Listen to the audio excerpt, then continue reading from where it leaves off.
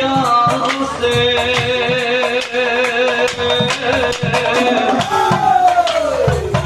এতিয়া নললে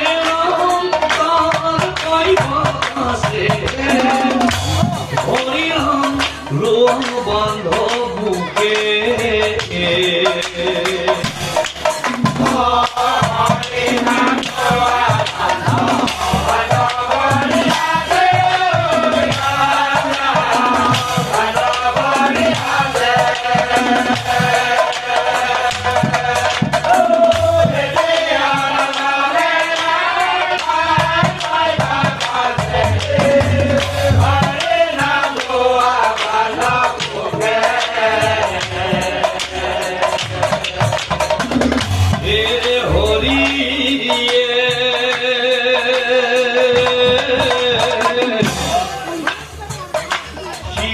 কালি গোল বান্ধ দুলায়ু মনতে ওই রাম রাম দুলায়ু মনতে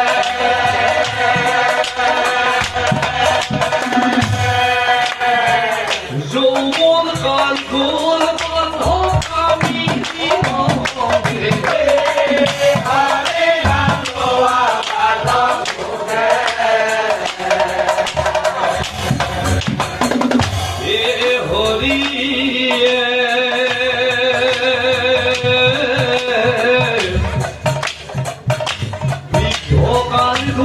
বান্ধব বিশ্বমার সঙ্গে ওই রাম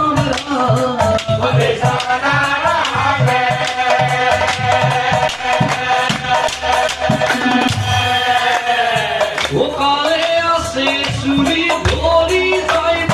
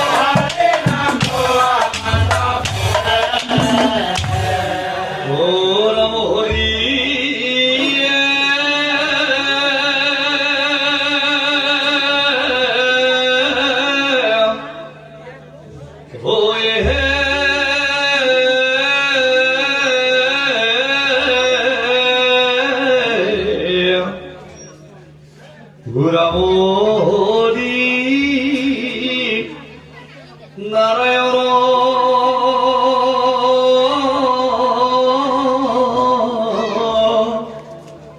ও করুণা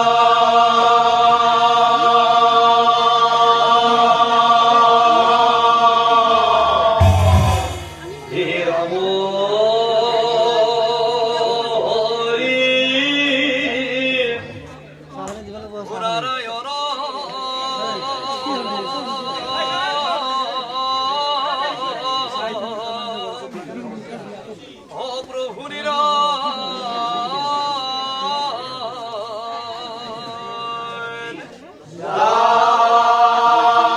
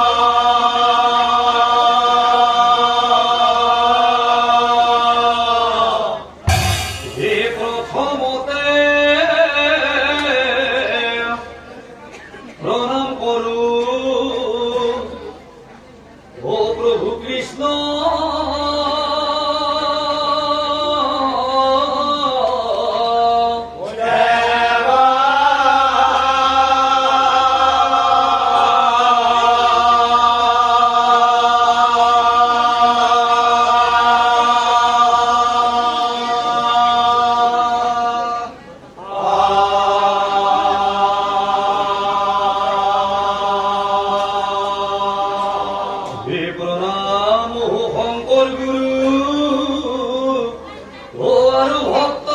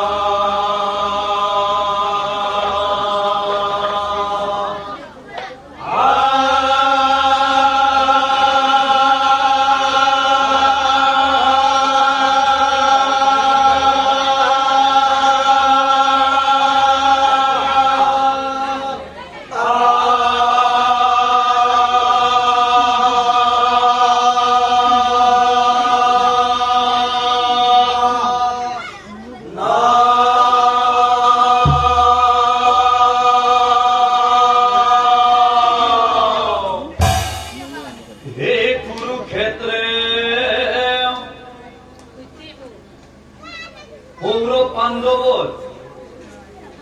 ও যুদ্ধ চলি আছে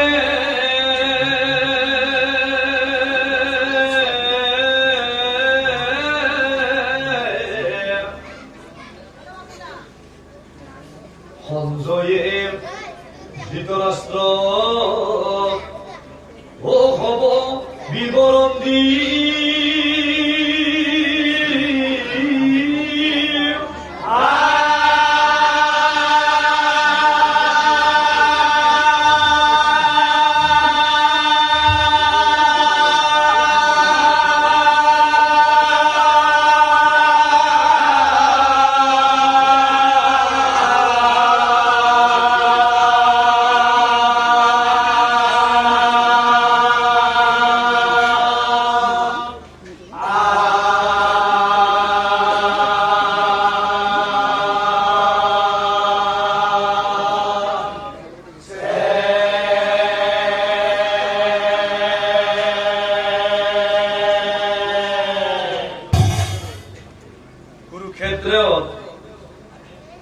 কুৰুক্ষেত্ৰত কৌৰৱ আৰু পাণ্ডৱৰ মহাযুদ্ধ চলি আছিল এটা প্ৰশ্ন হল এই কুৰুক্ষেত্ৰ মহাযুদ্ধ আৰু কিমান দিন চলিছিল কিমান দিন হৈছিল হে পৰম শ্ৰদ্ধা নাম ধৰ্মী ৰাইজ ইতিহাসৰ সোণালী অধ্যায়ত লিখা আছে এই কুৰুক্ষেত্ৰ মহাযুদ্ধ 18 দিন হৈছিল সেই কুৰুক্ষেত্ৰ মহাৰণ বহু জীৱে সেই ৰণত অতি বিৰাজী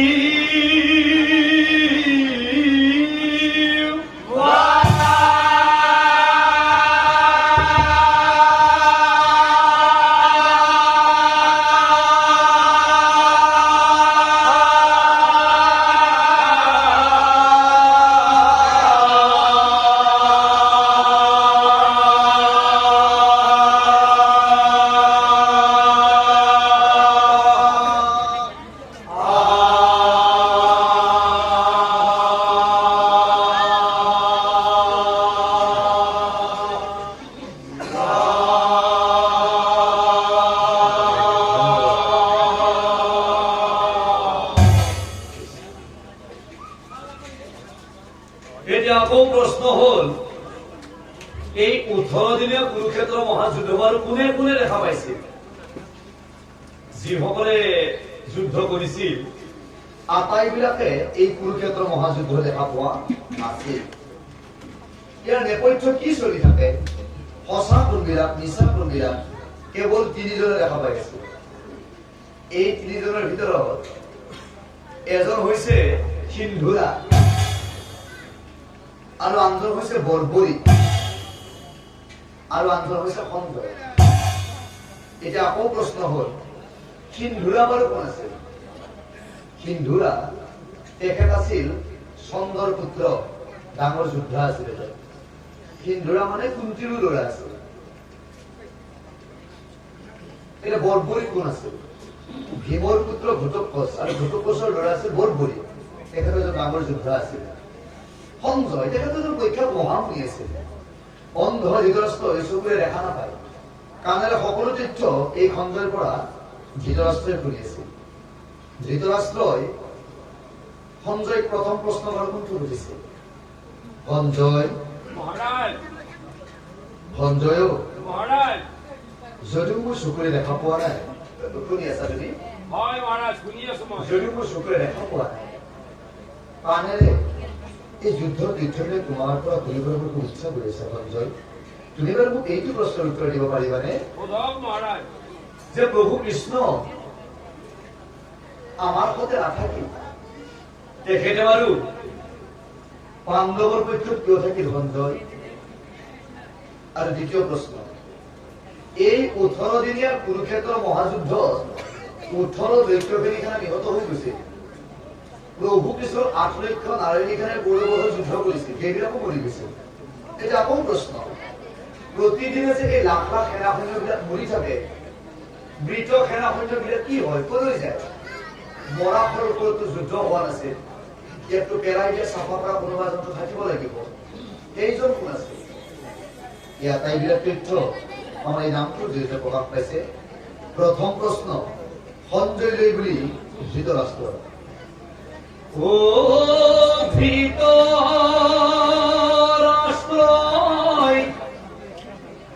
ভুলে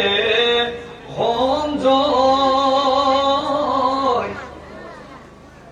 কোৱা মোৰ আগে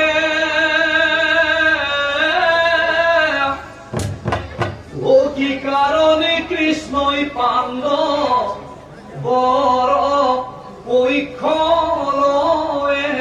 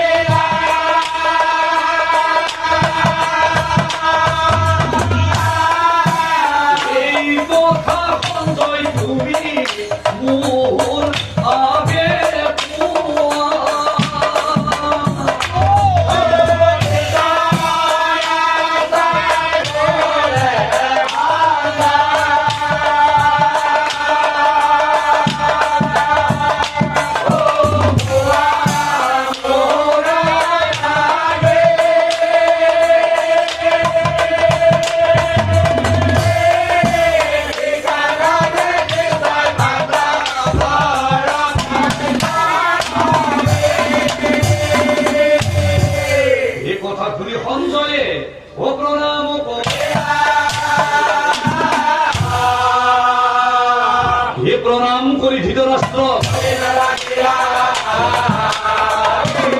প্ৰণাম কৰি ধৃতৰাষ্ট্ৰ, প্ৰণাম গ্ৰহণ কৰক মহাৰাজ। বৰ সুন্দৰ প্ৰশ্ন সুধিলে। হয়, প্ৰভু কৃষ্ণ আপোনালোকৰ লগত নাথাকি, মানে কৌৰৱৰ লগত নাথাকি তেখেতে বাৰু পাণ্ডৱৰ পক্ষত কিয় থাকিলে বা থাকিবলগীয়া হলে আপুনি নীৰৱে শ্ৰৱণ কৰি যাওক মহাৰাজ। আরে কদিন দুর্যোধন আরু পার্থ বীর, আরু পার্থ বীর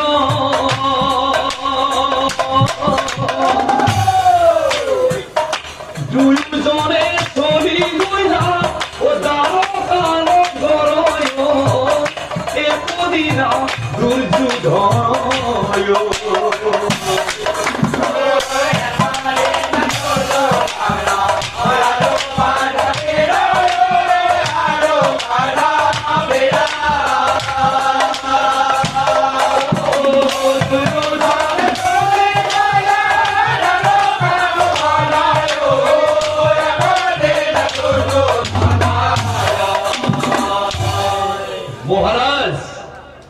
আপনার গোলা দুর্যোধন আর অর্জুনে কি করেছে এখনো হে নর্মদার তীরে গৌর করিলা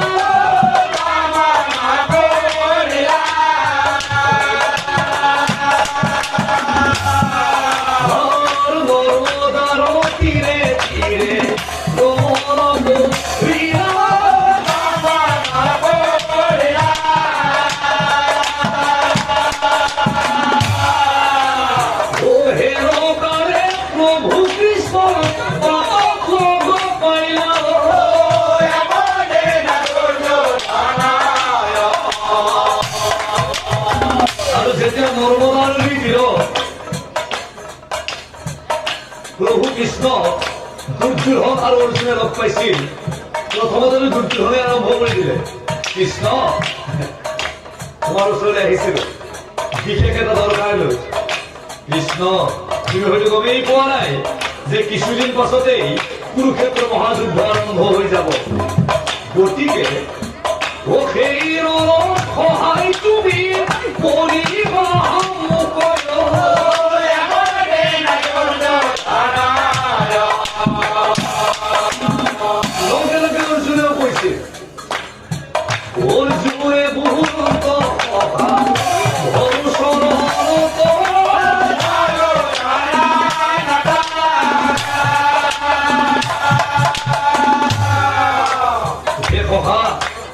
ময়ো সেই একে উদ্দেশ্যৰে তোমাৰ ওচৰলৈ আহিছিল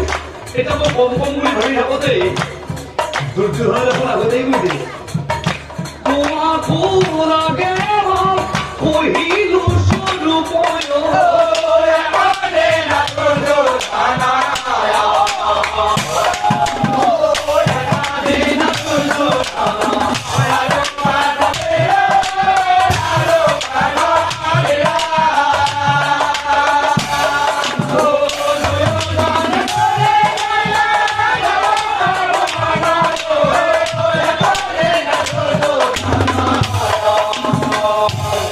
এনেকৈ দুয়োজনে প্ৰভু কৃষ্ণ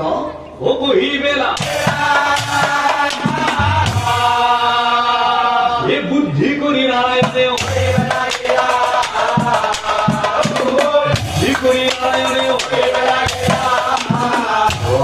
দুৰ্যোধন আৰু সখা ইমান সুন্দৰ উদ্দেশ্যৰে মোৰ ওচৰলৈ আহিছা আচলতে ইমান গভীৰ আৰু গুৰুত্বপূৰ্ণ কথা কিছুমান বাতত আলোচনা কৰিব নালাগে কোন গুজরাটা নাম নকরা কিয় অহাকালী প্রভাত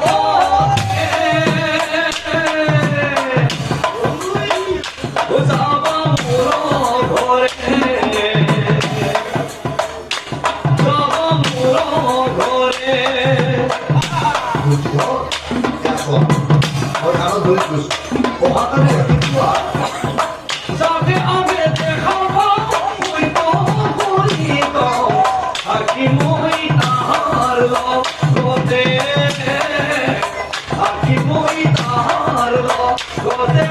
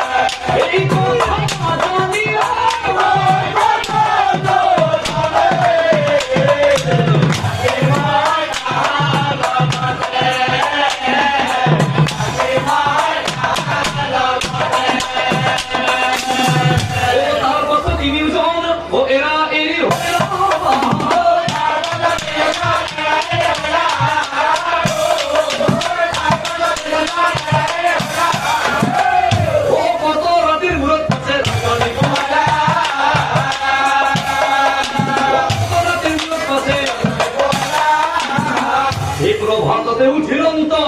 দুষ্ট দুর্যোগ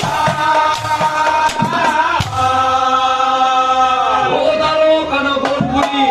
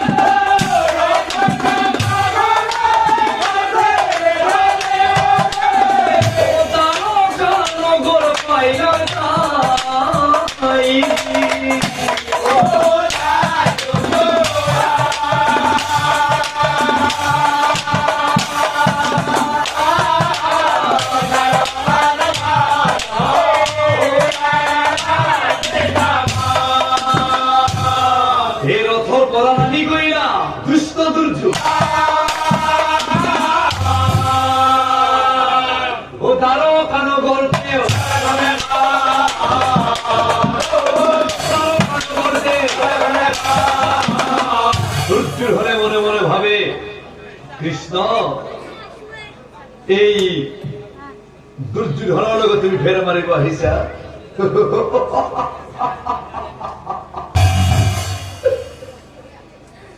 উদাৰ কান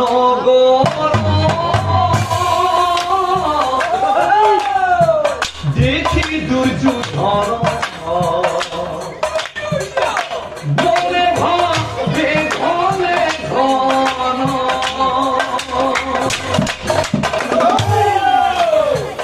আহি পালো মই ইমান প্ৰভাতত অৰ্জুন হাৰাই দ্বাৰকাত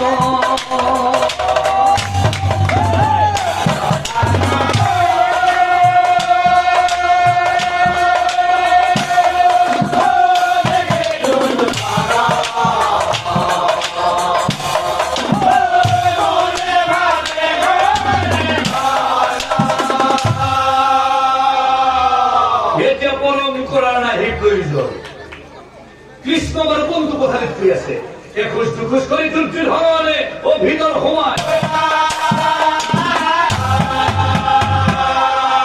ও শুয়ে আছে প্রভু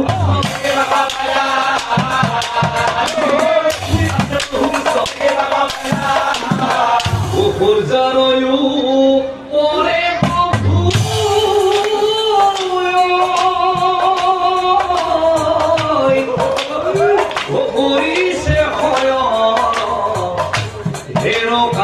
উপস্থিত হল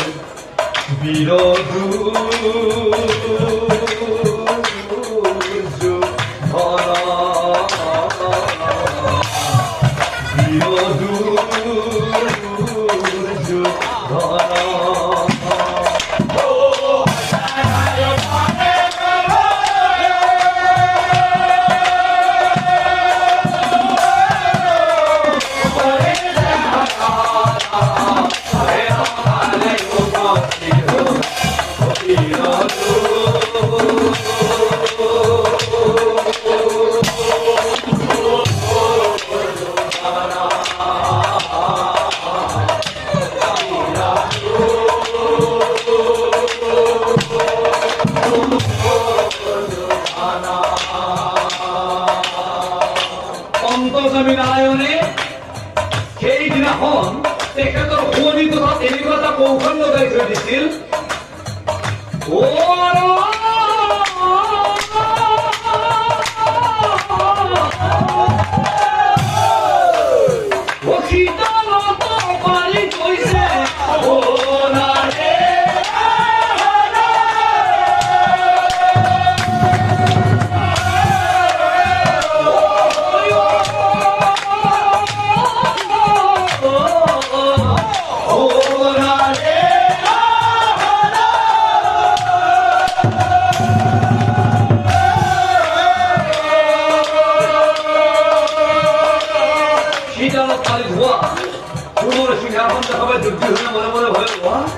আজি ধাৰকপতি ইমান এজৰ কৰিছে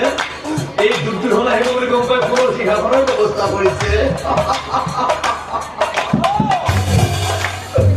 মহাদৌতে বহি দুষ্ট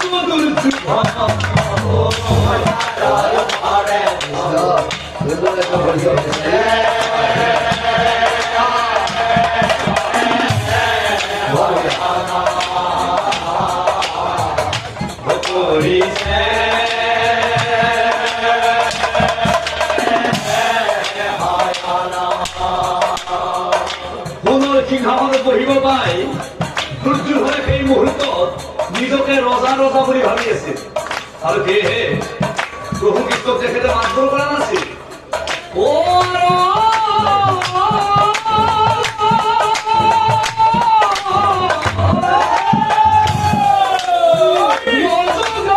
প্ৰভু কৃষ্ণ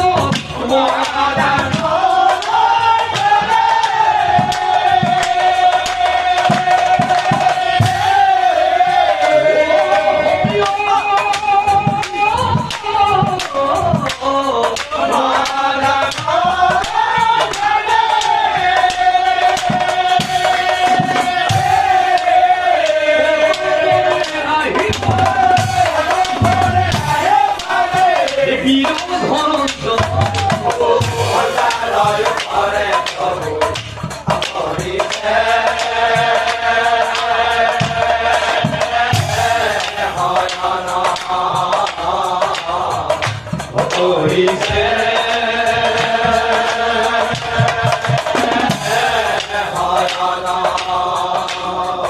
আর বহু খবরের বিরুদ্ধে অর্জুন আহি উপস্থিত হল দেখিলে যে বিনোদন প্রেক্ষিতানোর ফলে পুনর সিংহাসনত দুর্যোধন বহি আছে এতে অর্জুন বহি বলে এখন পড়াই ঠিক করা যায় প্রভুর হে সরল হারে অর্জুন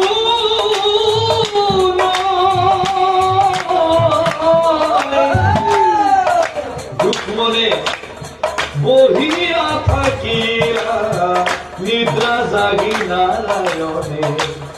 অর্জুন দেখিলা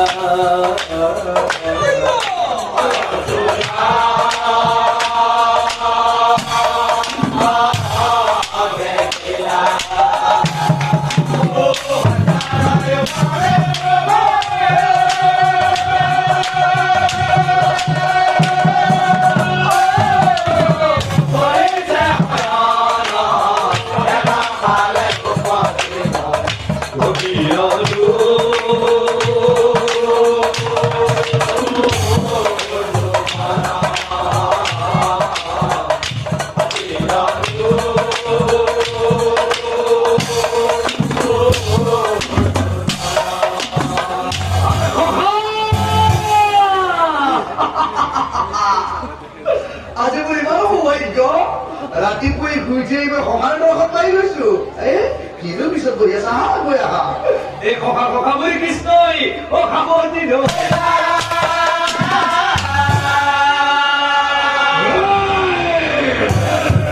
আপনি কি দুধ হয়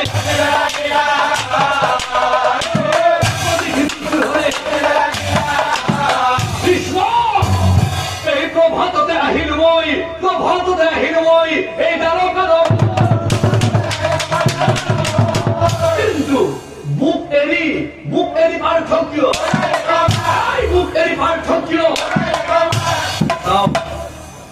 প্ৰভু কৃষ্ণৰ সমান শত্ৰু ভগৱান এই ত্ৰিভুৱনত কোনোৱেই নাছিল আনহাতে দুৰ্যোধনৰ দৰে মূৰ্খ পুত্ৰও কিন্তু সেই দাপৰ যুগত কোনোৱেই নাই অ কৃষ্ণই বোলে দুৰ্যোধন ও খুৰা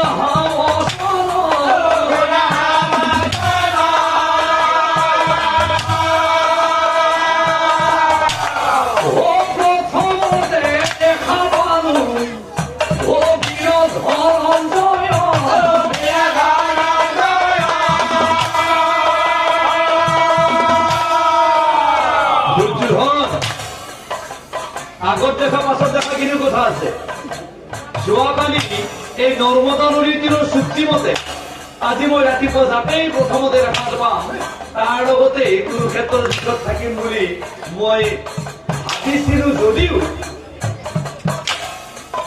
ৰাতি বহু কথা চিন্তা চৰ্চা কৰি মই শুদ্ধ মতত উপনীত হৈ গলো যে এই কুৰুক্ষেত্ৰ মহাযুদ্ধ মই নিজ হাতেৰে কেতিয়াও অস্ত্ৰ নধৰো মই কেৱল ৰথৰ সাৰথী হম বুলিহে ভাবিছো কিন্তু দুৰ্যোধন মই এইটো নভবা নহয় তোমাৰ ইমান সুযোগ্য ৰথৰ সাৰথী হোৱাৰ পাছত এই কৃষ্ণ আৰু তোমাৰ ৰথৰ সাৰথী হব পাৰি নোৱাৰো মই আগতেই যাব কিন্তু যদি তুমি বিচৰা লাগিলে কামত সহায় কৰিব পাৰো দুৰ্যোধন মোৰ 8 লক্ষ নাৰায়ণী সেনা আছে ও নাৰায়ণী যত সেনা নাৰায়ণী যত খেলা তোমাক দিব পাৰো কথা শুনি দুৰ্যোধন চিন্তাত পৰে ও কি উপায় কৰো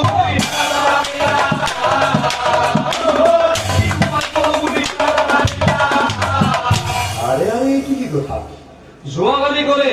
যে আজি ৰাতিপুৱা যাকেই প্ৰথমতে দেখা পাব তাৰ লগতে কুৰুক্ষেত্ৰৰ যুদ্ধত থাকিব আৰু এতিয়া ৰাতিপুৱাৰ লগে লগে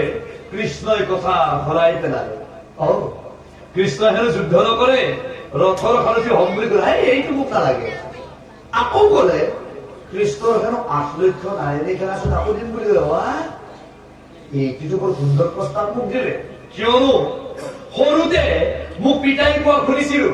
যে এজন নাৰায়ণী খেলাৰ কৃষ্ণৰ হেনো গুণ শক্তি আছে মহাগৰ্বী দুৰ্যোধনে মনে মনে ভাবে ও কলে কৃষ্ণ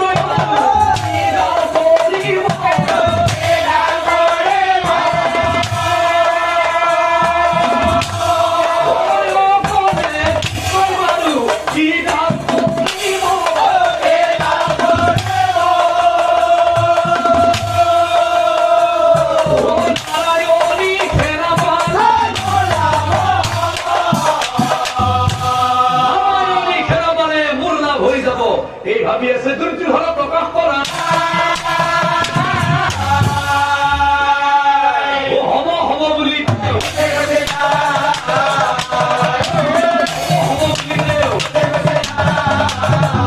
এটা চাও দুৰ্যোধন উঠি যোৱাৰ পাছতেই প্ৰভু কৃষ্ণই অৰ্জুনক কি বুলি পৰামৰ্শ দিছিল ও কৃষ্ণই তুমি চিন্তা নকৰিব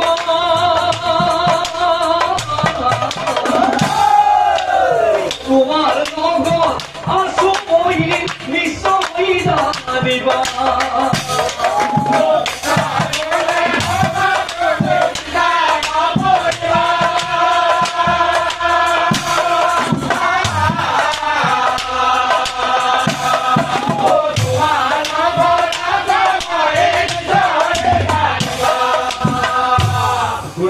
ধনঞ্জয় কুৰুক্ষেত্ৰৰ যুদ্ধত যদি তুমি জয়ী হব খুজিছা তুমি এটা কাম কৰিব লাগিব হে দুৰ্গা তুমি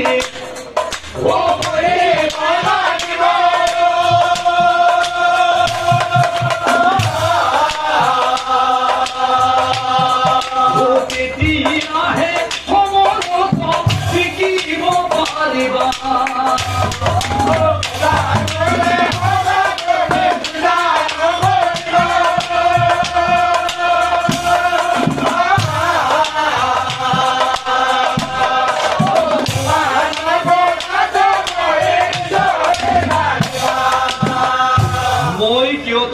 দুৰ্গাক খুজিব লাগিব বুলি কৈছো তুমি বুজি পাইছানে ককা ও ত্ৰেতা দুৰ্গা পূজে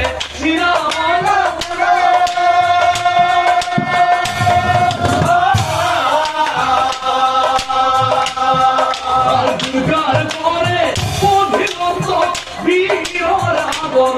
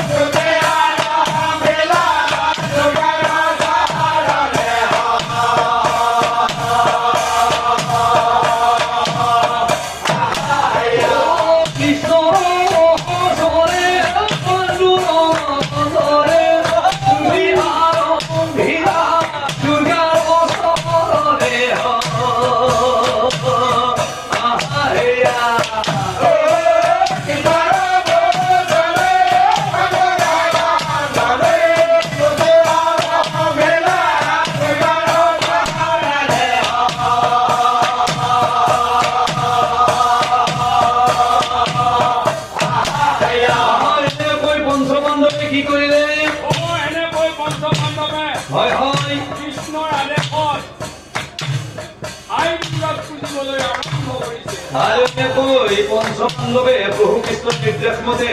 কেনেকৈ দুৰ্গাৰ প্ৰাৰ্থনা কৰি আছিল। অ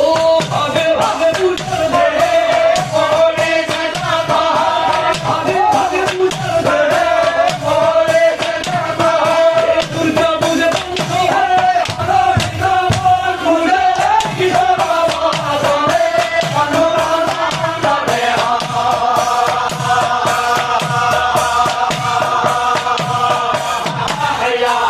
তাৰ পাছত কি কৰিলে? যেতিয়া নেকি পঞ্চপাণ্ডৱে আহি দুৰ্গাক পুজিছে, দ্ৰৌপদী ভাবিছে মই কিয় এনে ভাবো, ময়ো এবাৰ সেই ফুলেৰে পূজা কৰো। যেতিয়া পঞ্চপাণ্ডৱে দুৰ্গাদেৱী পূজা অৰ্চনা কৰি আছে, দ্ৰৌপদী কি চাই থাকিব? এই দ্ৰৌপদী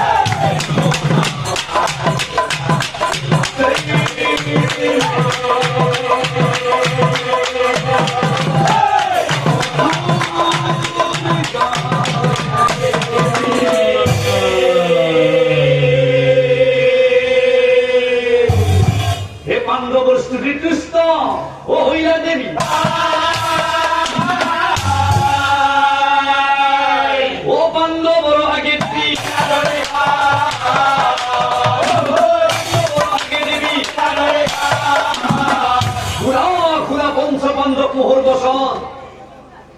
কুৰুক্ষেত্ৰৰ যুদ্ধত জয়ী হবা বৰ দিলো মই। দ্ৰৌপদীক মাতি আনি দুৰ্গাদেৱীয়ে কয়, শুনাপতি, যুগে যুগে মই নাৰীক প্ৰাধান্য দি আহিছো আৰু কুৰুক্ষেত্ৰৰ যুদ্ধত তোমাৰ সতে প্ৰতিটো ক্ষণতে থাকিম মই নিশ্চয় কৰিলো। এই তাৰ পাছত দুৰ্গাদেৱী অন্তৰ্ধান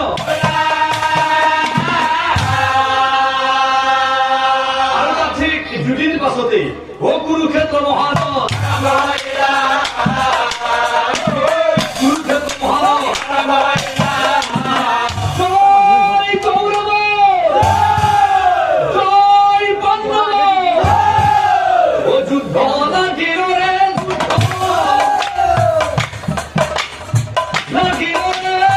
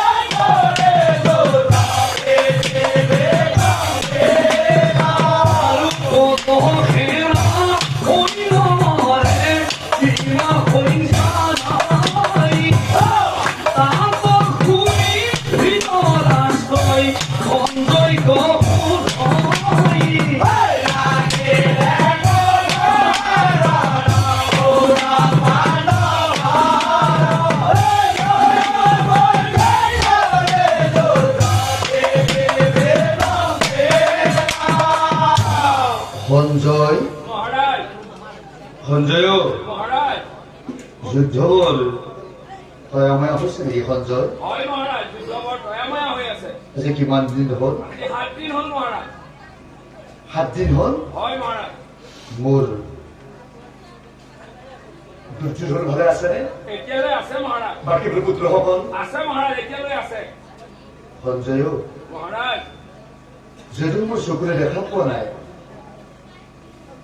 মই তোমাৰ পৰা যিখিনি তথ্য শুনি আছো কুৰুক্ষেত্ৰখন চাগে মৰাশৰ উপচি পৰি গৈছে হয় মহাৰাজ কুৰুক্ষেত্ৰখন মৰাশৰে উপচি পৰিছে আমাৰ পক্ষৰ বহুত সেনাসৈন্য মৰিছে নেকি সঞ্জয় আমাৰ পক্ষৰ বহুত সেনাসৈন্য মৰিছে মহাৰাজ ধৃতৰাষ্ট্ৰই বোলে শুনা সঞ্জয় তুমি যুদ্ধৰ মৰা খবৰ কি হ'ল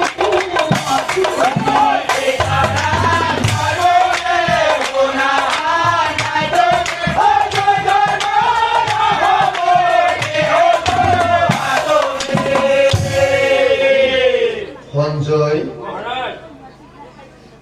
যদিও মই চকুৰে দেখা পোৱা নাই এই যুদ্ধৰ তথ্যবিলাক তোমাৰ পৰা শুনি শুনি মোৰ বুকুখন বৰকৈ বিষাইছে সঞ্জয় সঞ্জয় মহাৰাজ মোৰ মনে বাৰে বাৰে এইটো প্ৰশ্ন কিয় বুজি আছে কুৰুক্ষেত্ৰখন চাগে মৰাশৰ উপচি পৰিছে হয় মহাৰাজ কুৰুক্ষেত্ৰখন মৰাশৰে উপচি পৰিছে ও মোৰা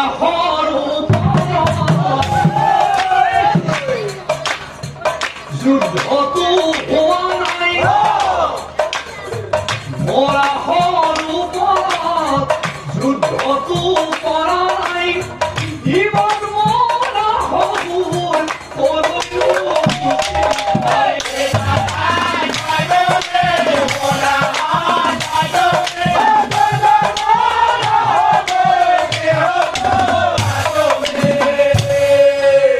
শুনি সঞ্জয়ে পুনৰ প্ৰণাম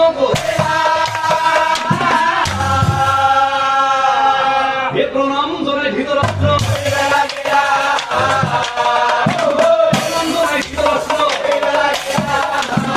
মহাৰাজ মই দেখি আছো যুদ্ধৰ আজি 7 দিন অতিক্ৰম কৰিব কুৰুক্ষেত্ৰখন মৰাশৰে উপচি পৰি আছে আৰু এই মৰাশবিলাক মহাৰাজ আচৰিত নহ'ব এই মৰাশবিলাক দ্ৰৌপদীয়ে ভক্ষণ কৰিছে মহাৰাজ দ্ৰৌপদীয়ে ভক্ষণ কৰিছে সম্ভৱ সঞ্জয় হয় মহাৰাজ দ্ৰৌপদীয়ে ভক্ষণ কৰিছে সঞ্জয় মোৰ ভতিজাবোৰে মৰাশক ভক্ষণ কৰিছে সঞ্জয় কৰিছে মহাৰাজ দ্ৰৌপদীয়ে ভক্ষণ কৰিছে কোৱাচোন সঞ্জয় কোৱা দ্ৰৌপদীয়ে কিয় আৰু কেনেকৈ মৰাশক ভক্ষণ কৰিছে তেতিয়া পুনৰবাৰ প্ৰণাম কৰি ধৃতৰাষ্ট্ৰ সঞ্জয়ে কৈছিল মহাৰাজ মই দেখি আছো হোৱা প্ৰভু কৃষ্ণই দ্ৰৌপদীক মাতি আনি কি কৰি আছে শুনক দ্ৰৌপদী কমাতি কৃষ্ণায় ভুলিয়া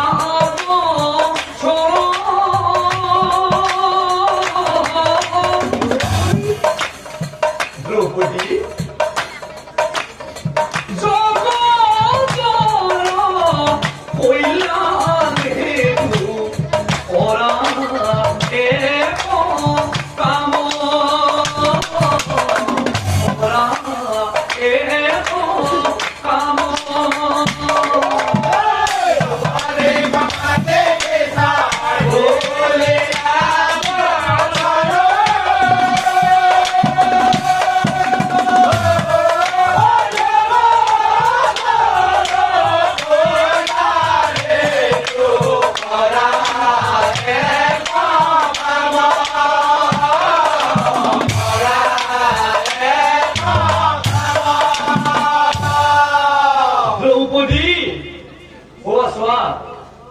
কুৰুক্ষেত্ৰখন মৰাশৰে উপচি পৰিছে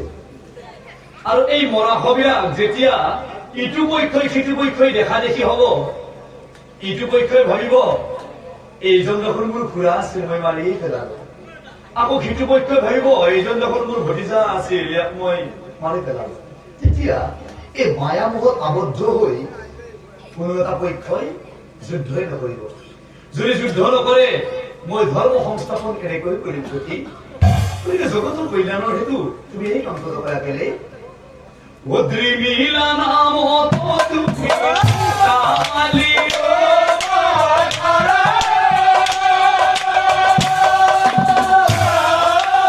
উদ্ৰিমিলা নামত তুমি চালি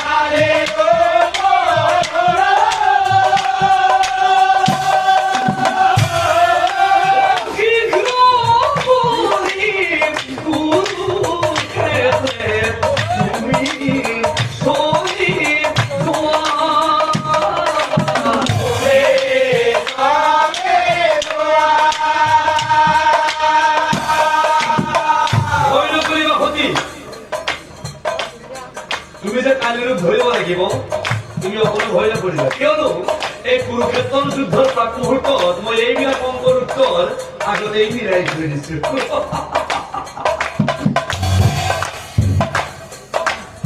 দুৰ্গা দেৱী তোমাৰ ৰূপত কালি ৰূপ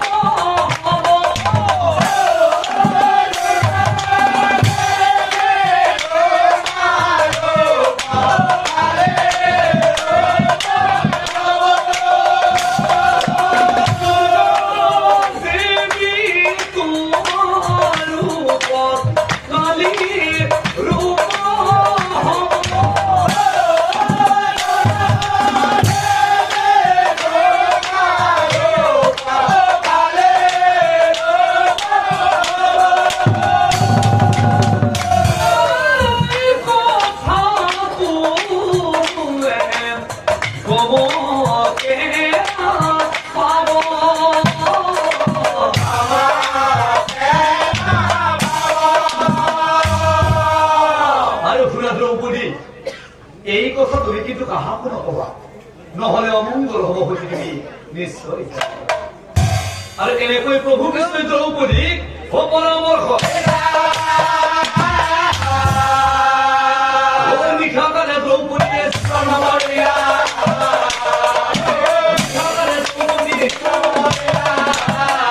যুদ্ধৰ আজি অষ্টম দিন নিশাক্ৰমণে গভীৰ হৈ আহিছে নিশা দুভাগ হৈ গল দ্রৌপদী দেখা পালে ও শুই আছে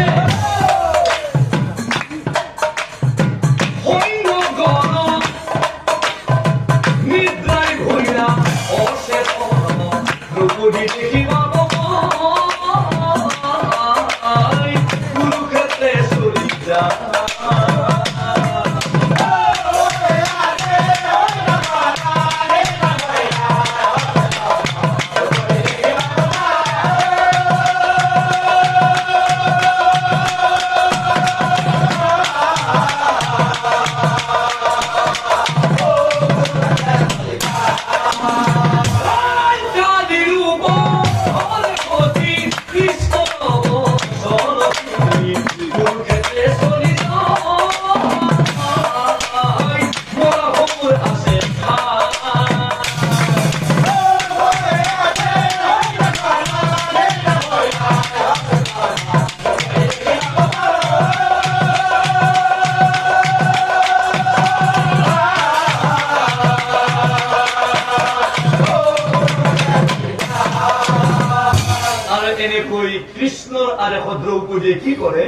হে ৰাতি ৰাতি দ্ৰৌপদীয়ে অকালি ৰূপ কিন্তু এ প্ৰভাত হওয়াৰ আগে আগে প্ৰভাত হওয়াৰ আগে সঞ্জয়, মহাৰাজ মই যিখিনি তথ্য তোমাৰ পৰা শ্ৰৱণ কৰিলো এইবিলাক মানে কৃষ্ণ কৰি আছে নেকি সঞ্জয়? হয় মহাৰাজ এইবিলাক চব প্ৰভু কৃষ্ণই মই ভবাটো ভুল নহল সঞ্জয়। সঞ্জয় মহাৰাজ যদি তুমি আমনি পোৱা নাই মোক তুমি আৰু এটা প্ৰশ্নৰ উত্তৰ দিব পাৰিবানে সঞ্জয়? সোধক মহাৰাজ ৰথৰ ঘোঁৰা কেইটা সঞ্জয়? কিছুমানৰ এটা আৰু কিছুমানৰ দুটা কি কৰা সঞ্জয়, কি কৰা তুমি? ৰথৰ ঘোঁৰা কিছুমানৰ এটা আৰু কিছুমানৰ দুটা। যদি মোৰ শুনাত ভুল হোৱা নাই মই শুনিব পাই আছো যে অৰ্জুনৰ ৰথৰ ঘোঁৰা হেনো চাৰিটা আটাইকেইটাই বগা কি চমৎকাৰ সঞ্জয়, কি চমৎকাৰ! অৰ্জুনৰ ৰথৰ ঘোঁৰা চাৰিটা আৰু আটাইকেইটা কোৱাচোন সঞ্জয়, কোৱা কোৱা অৰ্জুনৰ ৰথৰ ঘোঁৰা চাৰিটা কিয় হল? আৰু আটাইকেইটা বগা হৈ গল। এতিয়া ধৃতৰাষ্ট্ৰক প্ৰণাম কৰি সঞ্জয়ে কৈছিল, ও সঞ্জয় বহুল অন্ত আছে ও ঘোঁৰা মহাৰাজ, চাৰি ঘোঁৰাৰ অৰ্থ মই অপঢ়িব তোমাক, চাৰি ঘোঁৰাৰ অৰ্থ মই অপঢ়িব তোমাক।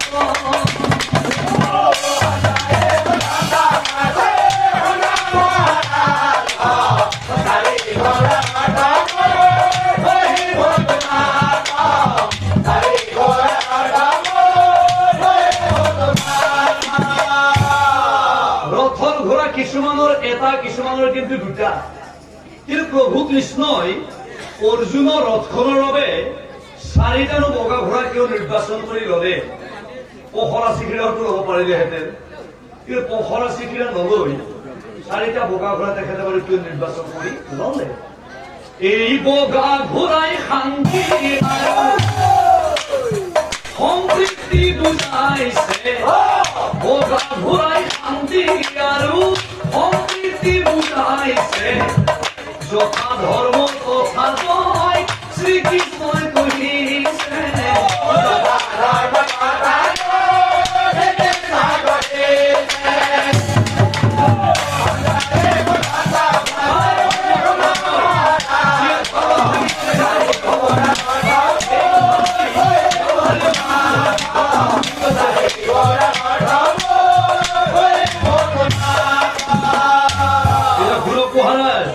এই চাৰিটা ঘোঁৰাৰ অৰ্থ মই ভিন্ন ভিন্নকৈ বুজাই কৈ যাওঁ। এই প্ৰথম ঘোঁৰাটোৰ অৰ্থ হৈছে ধৰ্ম, দ্বিতীয়টো ঘোঁৰাৰ অৰ্থ হৈছে অৰ্থ, আৰু তৃতীয়টো ঘোঁৰাৰ অৰ্থ হৈছে কাম, আৰু চতুৰ্থটো ঘোঁৰাৰ অৰ্থ হৈছে মুখ্য। ধৰ্ম, অৰ্থ, কাম, মুখ্য ইয়াক চতুৰ্বৰ্গ বুলি কয়, আৰু এই চতুৰ্বৰ্গক এই চাৰিটা ঘোঁৰাই বুজাইছে। ঘোঁৰক মহাৰাজ, আমি মানুহবিলাকেও জীৱিত অৱস্থাত কি কৰিব লাগে? এই ধৰ্মৰ মাজত থাকি অৰ্থ সৎ পথেৰে উপাৰ্জন কৰি, কাম মানে হৈছে সংসাৰখন, উপাৰ্জনৰ ধৰণে সংসাৰখন পৰিচালনা কৰি ঈশ্বৰৰ নাম লৈ মুখ্য পাব লাগে, গতি পাব লাগে, সিপিনে যাব লাগে। পুনৰ কৈছো, মানুহে ধৰ্মৰ মাজত থাকি সৎ পথেৰে উপাৰ্জন কৰি, উপাৰ্জনৰ ধৰণেৰে সংসাৰখন নিয়াৰিকৈ পৰিচালনা কৰি ঈশ্বৰৰ নাম লৈ গতি পাব লাগে। যদি মহাৰাজ আপুনি এই দুদিনীয়া সংসাৰখন চলাবলৈ আপুনি যদি কাৰোবাৰ পেটত গোল মাৰি উপাৰ্জন কৰিছে, আপোনাৰে হওক বাকী বিলাকৰ নহওক যদি মনোভাৱ লৈছে মহাৰাজ, এইবাৰ কিন্তু পৰিৱৰ্তন আনিবই লাগিব। মহাৰাজ দুৰ্নীতি কৰি কিছুমান মানুহে বস্তাই বস্তাই টকা ঘটে, ভোকৰ জ্বালাত কত মানুহ ৰাস্তাৰ দাঁতিত পৰি মৰি থাকে। দুৰ্নীতি কৰি কিছুমান মানুহে কিন্তু বস্তাই বস্তাই টকা ঘটে। যদি আপুনি দুৰ্নীতি কৰি উপাৰ্জন কৰিছে মহাৰাজ, এইবাৰ কিন্তু পৰিৱৰ্তন আনিবই লাগিব। আনিবই লাগিব। ও হেৰ জানি নিৰন্তৰে কৈৰিয়া